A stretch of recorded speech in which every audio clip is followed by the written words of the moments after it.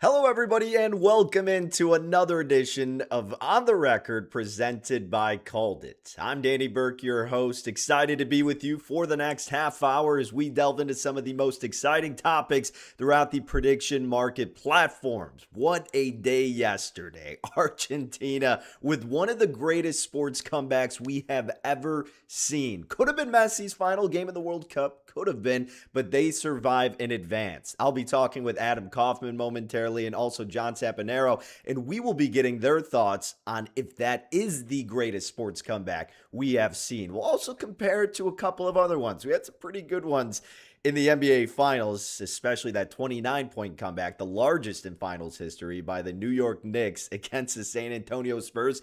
How does the Argentina comeback stack up against that? And then how do both of those stack up against Tom Brady and his Patriots when they came back from a 28-3 deficit against the Atlanta Falcons? Diehard Patriots fan Adam Kaufman, our resident Boston fan, he'll have plenty to say about that one. Tom Brady even chimed in on that one. So excited to see what they think about that. We'll also just do an overall preview of the quarterfinals now that we have the 8 teams set, an update on the futures market over at Kalshi and what those trading markets are looking like, and then the daily call, which you can sign up for at CalledIt.media. It's completely free. You get the entire newsletter with all this actionable information regarding the daily call, the one trade the team makes a day. You can see it, you can act on it yourself, decide to agree, go the opposite way. Adam and I went the opposite way yesterday, and it did end up working out for us. Unfortunately, not for the crew at CalledIt that was using that not only for their daily call, but for the run, where it's a challenge to flip 250 all the way into $1 million over the course of 12 different trades. It was not successful yesterday. The crew had Colombia to defeat Switzerland in regulation. Obviously, the outcome resulted in Swiss winning in PK. So Adam and I were fairly content with that result. The team, not so much. But no problem at all, because it starts over today with trade number 1 of the run, beginning once again with $250. We'll get to that daily call in just a second. But let's go ahead and bring in the guys, and we'll start with the aforementioned Adam Kaufman at Adam M. Kaufman, where you can catch him on X. Adam, a pleasure as always, my man. How are we doing today? Well, sad, Danny. Honestly, I'm a little disappointed because we had drama yesterday. We had a lot of fun, obviously, across multiple matches, and today, nothing. I mean, you can watch plenty of baseball. I get that. That'll you bring in your hump day with a lot of MLB. You got some WNBA tonight. But look, we've all got the World Cup fever. Even some of the Americans who are continuing on to watch this thing after USA's ousting. I want more football today. See, even me, the American, I'm not calling it soccer. I'm calling it football. I want more football today, Danny, and I'm upset that I got to wait for tomorrow. Hey, likewise, man. Feed us the football. A day off in between. It's torture, man, but we'll somehow get by. We've got some good stuff to look forward to in the quarterfinals. John Sapanero, I know, is also pumped out on the West Coast at John Sapanero, where you can catch him on the social media outlets. John, how have you been? It's been a little bit. How's the World Cup been treating you since the last time we spoke? Well, let's just put it this way. Since the last time you and I spoke, I am doing better than the USA. Yeah. I am doing better than Canada. I am doing better than Mexico. I'm doing better than the host nations because I was the one who said it on this show, let's say on the record, that I thought that all 3 of the host nations would be out in the round that they were eventually out in. So I'm feeling pretty good. I'm feeling pretty good about that. Credit to you, John. You did nail it. I know there was some false optimism coming from some people, mainly me, hoping that the United States would advance. But hey, that's why we get you on here, my friend. You got the blinders on, you're objective, and you're telling it how it is. And yeah, it's not just that the United States fell. They fell disgustingly. So it was even worse than we all They fell hard. Expect. Yeah, it was tough, John. I was going to throw it. I'm going to be doing it. I was going to throw a subtle jab and comparing it to your Mets. And then I was going to say, I'm not going to do it, but I'm already doing it. So here's me doing it, that it's essentially comparable to how your Mets have played. But the Royals outdid you guys last night with that error. That was insane. Well, there's one thing. Being a Mets fan, being a Jets fan, if there's one thing that John Sapanero knows, it's a loser when he sees it. So, just think about that for next time. John, I was thinking the same thing watching this because I went to school at the University of Nebraska. So right when I started attending there up till now, the football team has been an utter nightmare. So for me, I'm watching that and I'm upset, but I'm like, Yeah, I'm used to this. The expectations are high. The result is nowhere close. So I'm in the same boat with you to a certain degree. So we'll try to make it up somehow. We've got plenty more to hit on with teams that actually know what they're doing, which of course is going to revolve around the daily call, what the crew at Called It made their decision on today. It is the daily call. It is in the newsletter where you can sign up, put in your email. Again, folks, it's completely free. And you're able to do some fun things there like voice your own opinion and see how you stack up amongst everybody else. I'm kind of getting on a heater, so somebody's got to step up and see if they can overcome your boy here because we're picking up some steam. I know John's been crushing it. Adam was at the top of the leaderboard originally. Now it's been flip-flopping, and we want to hear from you. And you can also qualify for some free merch and giveaways as well and get some good updated probabilities in the soccer world and much, much more. But ladies and gentlemen, the daily call naturally doesn't have anything to do with today because the games are back in action tomorrow, and it is with France and Morocco in the quarterfinals. Now, you do see in the right corner that France to advance is trading at 78 cents, so no real value to be had there. And I think we can all agree we don't have too much conviction on Morocco pulling off the upset. But if you look on the left side of the screen, team totals, regulation time, France over 1.5 goals scored is currently trading at 58 cents. Now, this is where the daily call has some input because the crew traded the over 1.5 goals in regulation time at 56%. So a little bit of value to be had compared to where the market is now. That's why we implore you to sign up for the newsletter so you can find that edge. Nevertheless, there is still a slight edge from what the team believes because they think the true conviction should be at 59%. So you're still getting a 1% edge there at 58%, coming out to about American odds of minus 149. But France to score 2+ goals in regulation against Morocco. This is something they've done in every single match except against Paraguay in their last one. Morocco on the other side, they only gave up more than 1 goal just once against Haiti, but they won that game 4-2, Adam. So maybe they took their foot off the pedal a little bit. We know France is dominant, but are they this dominant against a Morocco team that's been studly on the defensive front?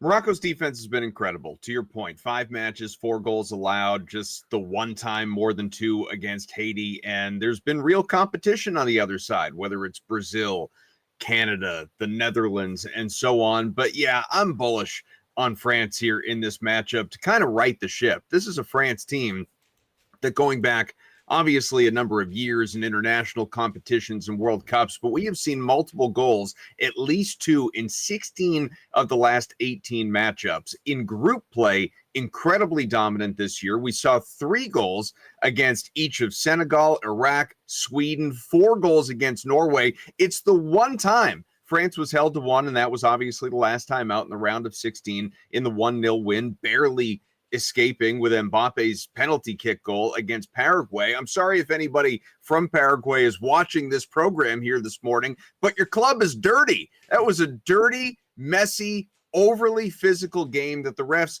to a degree, lost control of. I think it was fluky more than something that should be considered expectation of France coming up short of 2 goals. So I do expect a multi-goal performance once again out of France here in this one. And while I thought we'd get a relatively easy win out of Argentina yesterday, I'm not going to go so far as to make that claim. But like you alluded to, I do think France is going to find a way to escape in this one. This club is just too good, too deep, too top heavy as well. Yeah, I do think this tends to have a little bit better of an angle, John. Sorry, I was just going to tee it up and say, No. yeah, I mean, like instead of laying the 78 cents or whatever, this seems like it's a bit more viable.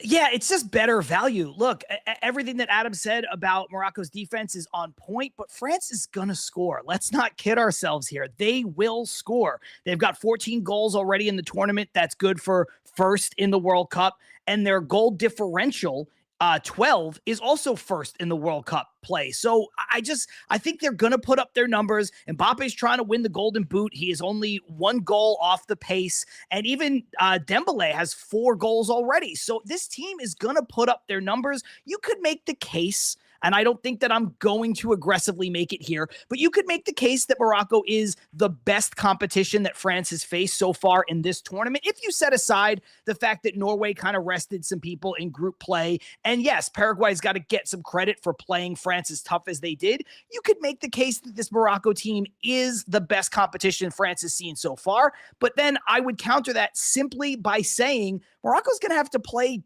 damn near perfect to beat them. And I don't know that they can do that. I think there's just too much firepower. There's too much striking ability. And I think 1.5 goals, I think that is a safe proposition.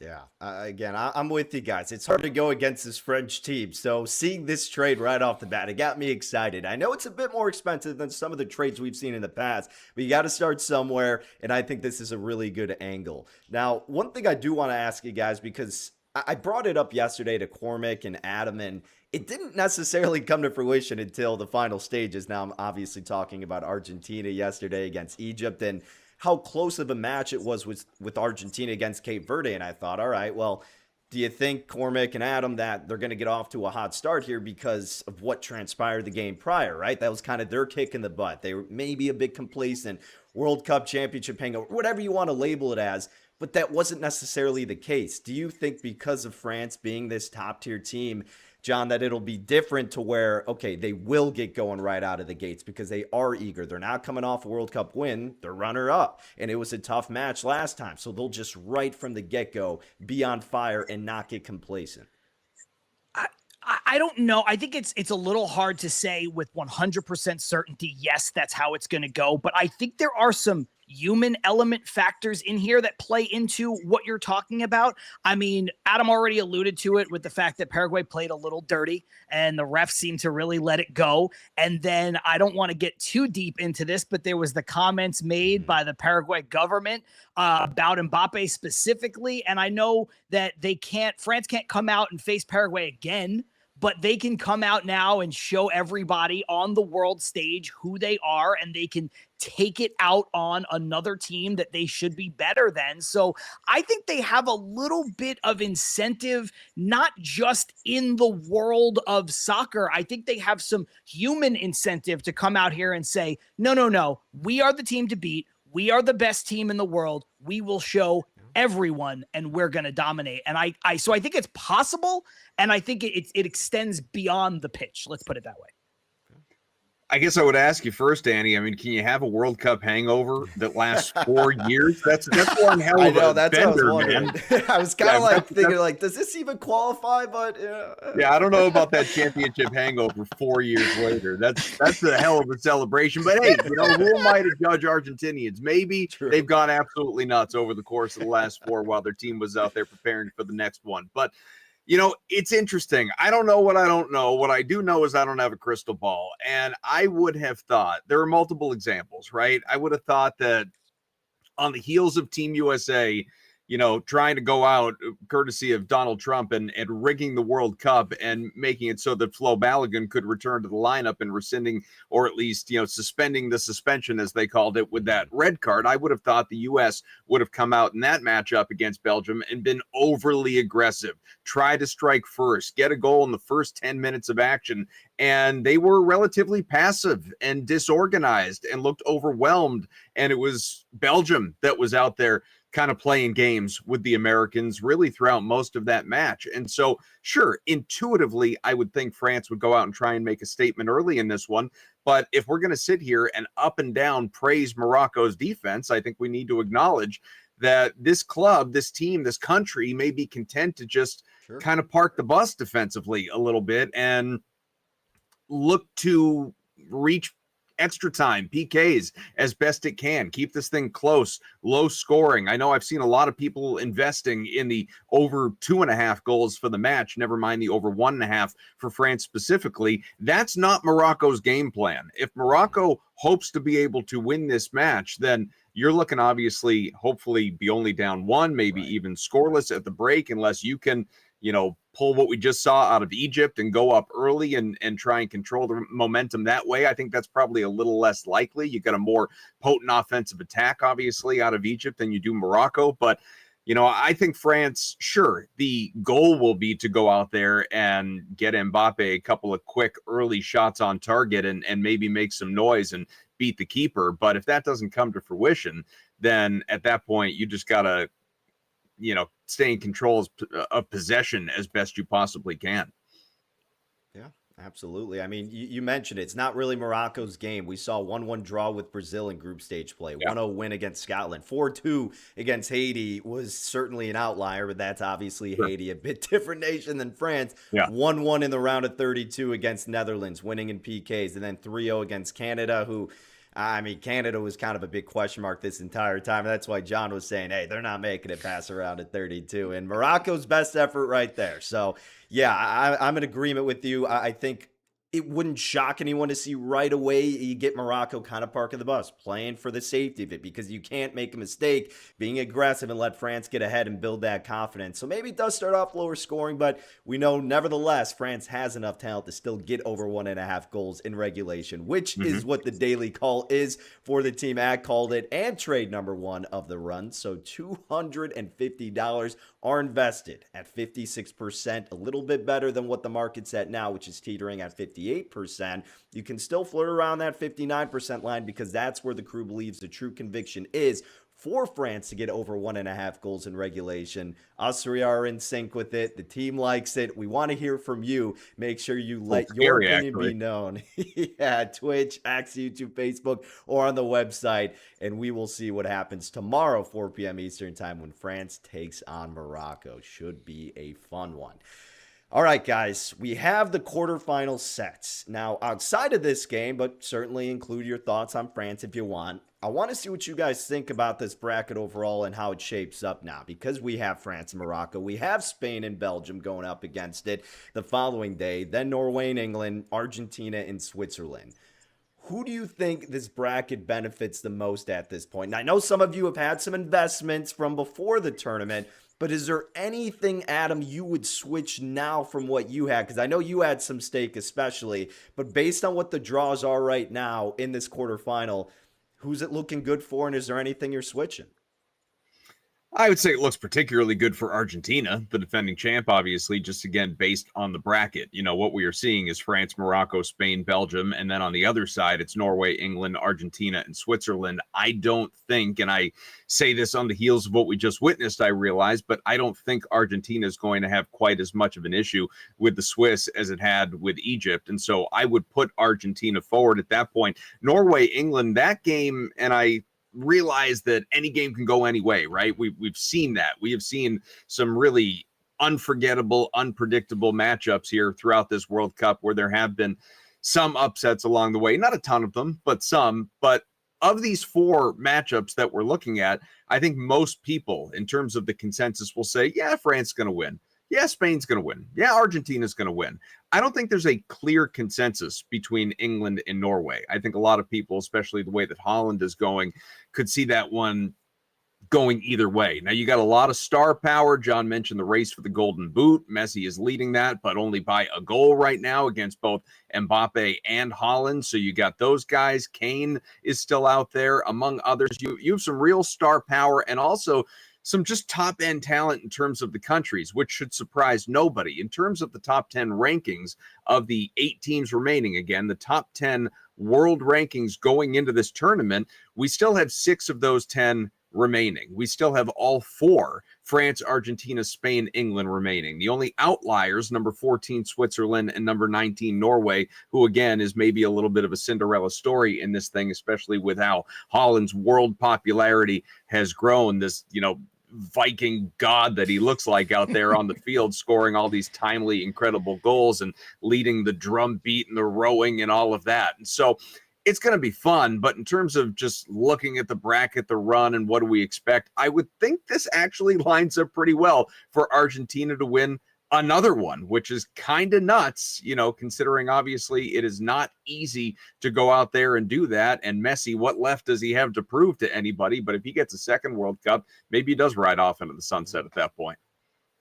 How about you, John? I think the storylines are great across this. I mean, you look at Argentina trying to repeat, you look at England trying to win for the first time in 60 years, and I'm a big storylines guy. So I agree with a lot of what you're saying there, Adam. I think that the matchup that I have circled is one that you spent a lot of time on too, which is Norway and England. To me, that looks like a heavyweight fight. To me, that looks like 2 teams that are going to come out and they are going to punch and they are going to just take each other to the brink. It's hard to sort of quantify where that matchup is going to go. I think when you look at some of the other matchups, you could say, yeah, I see how France gets this win. I see how Argentina, highly contested match of the entire round. You get out of that, and there is a little bit of that H word again. There is a little bit of that hangover. How healthy are people going to be? Where is it going to go? Which team that comes out of the other side? Oh, and by the way, you have Argentina probably waiting for you when you get out of this matchup that I think is going to be knocked down, drag out, bare knuckle boxing style. So to me, that is the most interesting matchup, and the one that I'm looking forward to watching the most for sure. Yeah, this is so fascinating because I agree with you, Adam, and Johnny make great points as well. I mean, Argentina seems like they have such a favorable path here, but to me, you look at Norway and England, I still have so many question marks regarding them. Like, you're right, Adam. Like, Norway is now the Cinderella team. It's impossible not to root for Holland. England has had some shaky performances, and I just don't know if the experience or depth is there for Norway as much as I want to root for them. So, look, Argentina treated me well in the last World Cup. I'll always have a soft spot for them, and it's incredibly fun rooting for Messi as long as possible. But to think it's not going to end up being France or Spain, it seems like it's going to be a tough task for anybody on the other side of the bracket. But if you do want to look at some of that value, here's what it's looking at right now. Belgium's 2.6%, Swiss at the bottom, 2.2%, Morocco 3%, Norway 6%, and then the list goes up and up. I think Argentina, maybe even still, Adam, can kind of take the us against, literally it always was, the world for every team mentality. But now that seems like the public is going against them because Messi got his, right? And people are complaining on social media about it, thinking it's corrupt and they're getting all the calls with a goal taken away. Maybe they can use that as extra juice now going forward and make them worth this 18.8% investment. Yeah, I think people want to see something different. We talk about that in all sports. Whenever there's a champion, obviously you want the dynasty if you're a fan of that particular team, but otherwise you want change, you want variety, you want parity. And so I don't think people on a world scale are upset that Argentina is among the final 8. But yeah, if you inch closer and here's another win and here's another win, and all of a sudden you've won the thing, it does sort of, it's like, okay, how long are we going to be praising Messi up and down? People, even though he seems like a great guy, wholesome family, all of these things, people just tire of greatness. They tire of GOATs. It's an unfortunate reality, but it's kind of what the sports culture is. They root for the next guy, which again surrounds a lot of the fanfare that comes with Holland right now, among others. To go back to your point about England, there's been a lot of slow starts out of England so far here in some of these games, but late heroics by Kane, especially as the leader of that team, it does make it a difficult match to handicap. And I know as we get a little closer, we'll be talking about that one. But yeah, I just think it should be fun. It should be something that everyone should look forward to because you've got the nitty gritty out of the way. You've got the lesser thans out of the way. You're going to see some really fun matchups, the true best of the best. Is there an element of, is it rigged? Is it corrupt? Look, I mean, Argentina's comeback, and I know we'll talk about it some more, being what it was incredible. But were some things, did some things happen along the way, like that controversial VAR call taking away that, other goal would have been a third goal, second at the time. Then ultimately they got another one, but would have been 3 in totality for Egypt. I mean, I was watching that thing and somebody said to me right in that moment, if Argentina scores that goal, not so sure VAR is taking that one back. FIFA, it sort of feels like FIFA made a call, doesn't it? And so, did that happen? I have no idea, but I understand some of the sort of shady dealings and allegations that come along with this stuff to want the star power to continue to advance. I will say this from a value perspective, guys. We were just talking about it on the daily call where it's, 58%, right, for France to go over 1.5 goals. If you look at some of the value plays there on which country's going to win the World Cup, I think there's good value all over the place. I mean, when you have a team like France, that's the powerhouse that they've been trading at 34%, I like that. And then you go a little bit further down in Argentina and Spain at roughly 18% or 18% and change, or wherever the number is right now. That's really good value. And I would even push it to say, and I don't think England's going to come out of this tournament the winner, but sitting at around 15%. I mean, if you've got some fun money that you want to mess around with, Danny, which is something we talk about on this show a lot. I mean, even all the way down to Norway at 6.4%. If you want to talk about real fun money, well, I was going to put some pizza money on Norway. Yeah. Holland's a cyborg, man. He is Dolph Lundgren in Bloodsport. Like that, absolutely. Or no, Bloodsport. My God, so Universal Soldier. Pardon me. Universal Soldier. Using my Van Damme movies. I apologize. It's all good, Adam. I agree with you, because I think when you've got a guy with a leg like that, right? You've got the puncher's chance. They're riding the hot hand. He's athletic as hell. He looks like Thor. Their fan base is insane. Like, yeah, man, 6.4% pizza money for sure. But yeah, everywhere all over this, I think there's good value, and I think that's the fun part too. Yeah. And I don't think it would be a bad proposition to invest potentially a little bit in both England and Norway if you are in the camp of Argentina is still going to play some of these sloppy games. So at the very least, then you expect the winner of either of those two to then overcome presumably Argentina. You're sitting on a good price with them in the championship for either Norway or England, and you can let it ride. You can cash it out however you want to approach it. Maybe that's the best strategy to go with, because obviously after the result, the prices are going to move, and depending on other results, but many different avenues to take, and that's why we love getting your guys' thoughts. But yes, hard to root against Holland, just an absolute specimen. The dude is quite the character. I think he's playing, we talk about putting blinders on for giving our take. Like, he's playing with blinders on. Like, he's got like no expectations for himself, really. He's like, yeah, France will probably beat us, like before they played in that group stage game. Like, the kid doesn't care. He's just going out there and playing for the love of the game. They don't know what their limitations are, so the sky is the limit for this Norway team, and would be fun to see them make a little bit of a trip here. But all right, guys, we've been anticipating this final discussion, and I am especially excited to hear Adam's thoughts, John, because Adam is our resident Bostonian here, diehard Patriots fan, and this conversation revolves around the best sports comebacks that we have seen. Getting the thumbs down for John. The best sports comebacks that we have seen in recent memory. And of course, this goes on the tailwind of what transpired yesterday with Argentina coming back down 2-0. You get a beautiful dime from Messi to cut it to 2-1. Then Messi with an incredible equalizer. And then still in regulation time, Argentina pulls it off and wins 3-2. Now, Adam, your boy Tom Brady, he even tweeted that, that might top 28-3. So we have Argentina coming back. We have the Patriots coming back down from 28-3 against the Falcons in the Super Bowl and winning. And also, we have to throw in there what we just saw in the NBA Finals, the largest comeback in NBA Finals history, the New York Knicks, John Squad, coming back down from 29 points against the Spurs and winning that game. So, Adam, do the Patriots still hold the best sports comeback, or at least out of these three specifically? Yes, of course they do. It's not even close. Are you kidding me? Listen, stakes matter, guys. Stakes matter. What is on the line matters.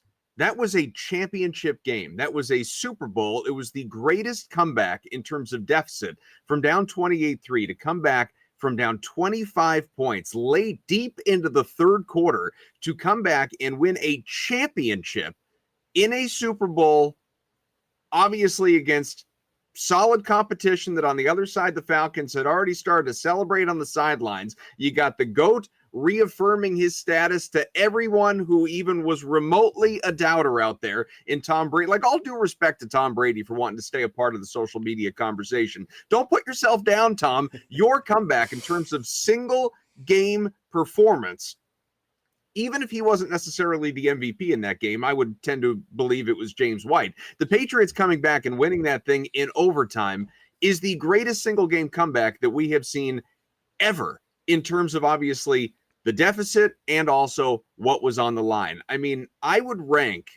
consider, I'm probably still putting the Knicks next, honestly, against the Spurs, because that was at least a championship round. They go up 3-1 against the Spurs with that OG Anunoby tip coming back from down 29 points. If the Knicks had lost that game, you're talking about a Spurs team that is at that point won 2 straight games at MSG, even the series, turned it into a best of 3, going back home to San Antonio, and probably doesn't relent, probably goes on and wins that series. That was a monumentally important win out of the Knicks to come down from that deficit in the second half, 27 at halftime, and win that game. But again, it's about moments. They go up 3-1. That wasn't to win the championship. It in many ways felt like it was, but they go up 3-1. It didn't seal the deal like the Patriots. So the Patriots, bar none, that's the game, that's the finish, that's the win. But for the Knicks to go out and move themselves to within one win, to put backs against the wall for San Antonio, to have to win 3 straight, that has to go next on the list, because if OG Anunoby's tip-in doesn't happen, if the Knicks lose that game, you know, or actually I'll frame it differently. Let's say all of that happens and it's up 3-1, San Antonio still comes back and wins the series. We're not talking about Anunoby's tip in forever and build a statue outside MSG and oh my God, what a moment. It gets lost in time. Why? Because you saw the greatest NBA Finals comeback. Arguably, it's right there anyway with the Cavaliers against that 73 Warrior team, 73 win Warrior team to come back from down 3-1 as well.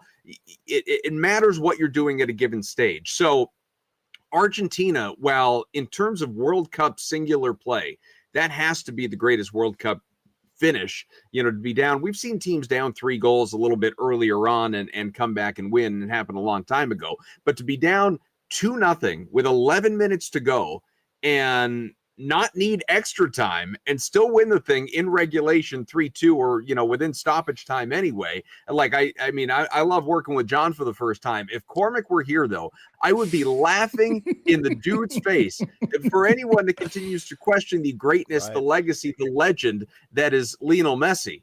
I mean, he was from earlier on missing the PK and then putting a free kick off the post and just looking like, oh, this is how it ends. For him to do what he did late in that game, a goal, timely play to set up another goal, and just, again, GOAT status, legend stuff, and they get that win. But it's still, to take nothing away from the game itself, because you are playing for your country and for him, in many ways, his career, it still just gets you to the quarterfinal round. This wasn't to win the World Cup. If it was to win the World Cup, I might put it number 1 overall.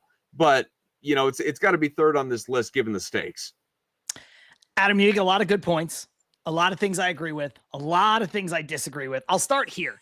I think for Argentina, I think the most impressive part of that comeback is the 3 unanswered goals that they managed to score. Like, winning the game is one thing, and I know it took 3 to win the game, but it's just the 3 unanswered goals is an absolute blitzkrieg. And you look up and you're like, what happened? How did this happen?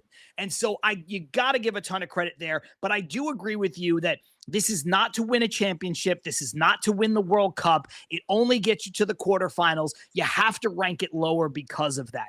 To me, the best one here, and maybe there's some recency bias, and I'll admit there's some New Yorker bias, but the best of the 3 has got to be Knicks Spurs, because I don't think the Knicks win the title if they don't have this comeback. It was a tone setter. It was a tone shifter. And you're right. If they don't seal the deal later on, we're not talking about it. But they did, so we are. It's very much akin to Game 6, New York Mets, 1986 World Series. A lot of people who are uninitiated, but we are initiated, aren't we, Bruce? Think that that's the game that the Mets won the World Series on. It gets by Buckner. But no, that was not the game they won the World Series on. The Mets had to go out and beat the Red Sox the next day. The Red Sox took an early lead the next day. It didn't matter. The Mets went out. They won the World Series. And now the only thing anybody ever talks about with that World Series is the slow roller by Mookie Wilson that gets through Bill Buckner's legs. And people talk about that as if it is the moment because it set the tone. So I'm going to go with the Knicks number 1. I'm going to give the edge to Argentina number 2, purely because, and this is where I think this has been a lot of fun, but you may hate me for this. I hate the Patriots. I hate Tom Brady. I have hated them since I was a boy, and I will continue on hating them for as long as I live. I am a Jets fan, and they have ruined my entire life. They've ruined my fandom, and quite frankly, if I could put them lower than 3, I would, based purely on bias, based purely on nothing else. Then I just hate the New England Patriots. I hate Mo Lewis for hurting Drew Bledsoe and making Tom Brady a thing. I hate Bill Belichick for resigning on a napkin and leaving it on the desk of the Jets owner. So nothing the Patriots will ever do will ever rank high because I am a broken man because of them. And that's all I have to say about that. I can't say I was expecting the Red Sox to be taking strays here today, but it happened. I think Danny John has waived his any even remote impartiality in this discussion. Yeah, just a tad bit. Just a tad bit. We're gonna have to render the Patriots take moot. Yes, when some people are like, I yield my time, I yield my objectivity in this particular conversation. Oh man. The only the thing that I come back to, the Knicks win was so incredibly impressive. And how many 20+ point deficits did they come back from in the playoffs, including that incredible game against the Cavaliers? But that's also kind of the point, right? In this current climate of the NBA and the style of play and the 3-point shooting, yes, stage matters, as I keep saying, but to come back from down 20 points, 15 points, whatever, 29 is a different animal, I get it. But to come back from down 20+ points in a game, I mean, that happens multiple times a week across the league. It might happen nightly in the league, in granted games that mean much less in the regular season, but it's not something that doesn't happen. To come back from down 25 points in a football game, let alone a Super Bowl in the third quarter, it just doesn't happen. I see that. I get that. But by that same logic, coming back 2 goals in the 78th minute and winning in stoppage time is also a very impressive feat that for you don't see often. I was going to say Belgium did come back down 2-0 in the 86th minute against Senegal, and then they scored the 89th. I mean, they forced extra time, right. But, and ultimately still, they won, actually. Yeah. So, but, so they had the same kind of win. It just took longer, but that was a late game comeback as well. That's fair. Yeah. I mean, look, it's going to be hard pressed for me to give the Patriots any credit. I think at this point you understand that. And I look at this where I don't know. You talk about the Falcons celebrating on the sideline. Hey man, act like you've been there before. Play to the whistle. What are you doing? We want to talk about Seattle and Marshawn Lynch and not running the ball. We want to talk about that too. There's a lot of things that tend to bounce the Patriots' way. I'm not saying that they don't put themselves in a position to win. Of course they do. Sure. No, I mean, the helmet catch bounced their way. Obviously that was, I mean, somebody agree. I think, this is a whole other conversation, obviously, and I know football season's right around the corner, the other football, but as far as I'm concerned, from a Patriots fandom standpoint, the 2 Giants losses, which came in just such ridiculous kind of fashion, those are balanced out by the improbable, unlikely wins of, beating the Falcons, beating the Seahawks. Those are, to me, it's like any of those 4 kind of could have gone. I guess either way, you could argue they should have beaten the Giants both times and should have lost to the Falcons and to the Seahawks. So it's like, even as far as I'm concerned. That's not a bad take. That's a very reasonable take. And I will leave it on this. There was no worse time to be a New Yorker Jets fan than Giants, Patriots, 2 Super Bowls in what felt like back-to-back years. I know that they weren't, but I also worked right along the parade route for both of those parades. And that was just a unbelievably difficult football season to endure, an unbelievably difficult Super Bowl to watch, and a parade that I had to hear from my window at work. So I'm no Giants fan. I'm no Patriots fan. So thank you for reopening old wounds, guys. This has been a lot of fun at 8:30 in the morning for me. No, I'm sure things are going to go great with Geno Smith this year. Don't worry. Yeah, for sure. For sure. He's wonderful. The PTSD is real with John there, folks. As a Jets fan, Mets fan, all of that. It is tough times there. But yeah, John, I was at the Super Bowl with Adam, so he knew I was kind of rooting against his Patriots there. But openly, yeah, more than kindly, openly. Tried to be subtle at first, then it turned into openly. But yeah, he's had plenty of experience there, so it was okay. I do agree with you, Adam, though. I think my pecking order would still have to be the Patriots. Then it would be the Knicks, and then Argentina, because we did see similar with Belgium, and the stakes do certainly matter. And I wonder if it was another team, if we wouldn't be talking about it. We'd be talking about it, but it wouldn't be as pronounced if it wasn't Messi, right? If it was Sure. some other team with not as big of a star player. Still incredible, and I was going nuts watching it, of course. But the Knicks' 29-point comeback, just to add a little bit more, like the Spurs could have literally just held the ball and done nothing the rest of the second half. It would have been better off to as opposed to what they actually did. So it is insane that the Knicks came back from that and how that ended in the fashion it did. If that was if that was the game sealing performance, right? Say if that was a game 7, is that over the Patriots then? I think it would be. It may be only because, obviously the Patriots and Brady had a number of Super Bowls before that. You're talking about a Knicks team that won a championship for the first time in 53 years. So again, history comes into play at that point. It's just, to kind of rehash it for a second, there were just so many things late in that game, long before the OG tip-in, obviously, depending on which way that game sways. Like, because of the OG tip-in, we're sitting here and we're talking about, why doesn't De'Aaron Fox try and dribble the ball out and kill time and get fouled and go to the free throw line? If the Spurs win that game, we're not talking about that. We're talking about, oh my God, how does Josh Hart miss that layup? Right. So there are just like so many things that just kind of get forgotten because of the ultimate outcome, which again, Knicks were the better team. Even if you don't believe the Knicks were the better team, quote unquote, like I still maintain that San Antonio is a better team. But in terms of that matchup and that series, give the Knicks their credit. Give them all their due. They earned it. They won it. And, eventually the second apron will break them up like it does everybody else. I do agree, by the way, all jokes aside, that the context matters for sure. Not just the context of the series or the individual game, like I mentioned, but I think, Adam, you make a really good point. Historical context matters as well. And, the 53-year title drought is significant for sure. So I do think when you're talking about greatest comebacks, I do think context really does matter, just across the board. And I think that's something that a lot of sports fans do lose sight of sometimes. We get swept up in the immediacy bias of like, this is the greatest thing I've ever seen until the next greatest thing you've ever seen. When again, if you just take a moment and you look and you say, okay, well, this is the thing that broke blank curse or blank drought or whatever the case may be. You're like, yeah, that does have to matter. It has to.